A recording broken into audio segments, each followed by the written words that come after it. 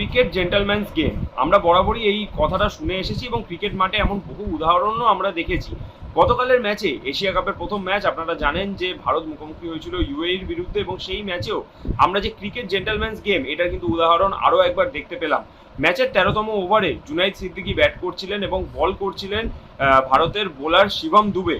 Bowling করার সময় তিনি যখন রান আপে দৌড়ে আসছিলেন, সেই সময় তার তোয়ালেটা পড়ে যায় এবং সেই বলটা তিনি যখন বাউন্সারটা করেন, সেই বলটা তার ওয়াইড হয় এবং ওয়াইড হয়ে বলটা সরাসরি চলে যায় উইকেট রক্ষক সঞ্জু স্যামসনের হাতে। এবং এই যে তোয়ালে পড়ে গিয়েছিল শিবম দুবে, সেই তোয়ালে পড়ে যাওয়ার জন্য ব্যাটসম্যান জুনাইদ সিদ্দিকি তিনি আম্পায়ারের কাছে আবেদন করছিলেন যে বোলারের তোয়ালে পড়ে গিয়েছে এবং তার জন্য তার বলটা দেখতে অসুবিধা হয়েছিল।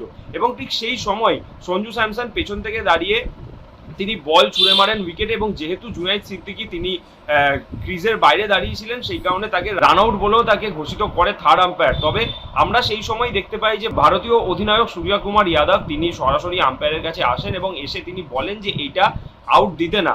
তবে আউট যদিও তাকে না করা হলেও খুব বেশি রান কিন্তু ইউএই করতে পারেনি, কিন্তু ক্রিকেট যে জেন্টলম্যানস গেম তার কিন্তু আবারও প্রমাণ দিলেন ভারতীয় অধিনায়ক সূর্যকুমার যাদব।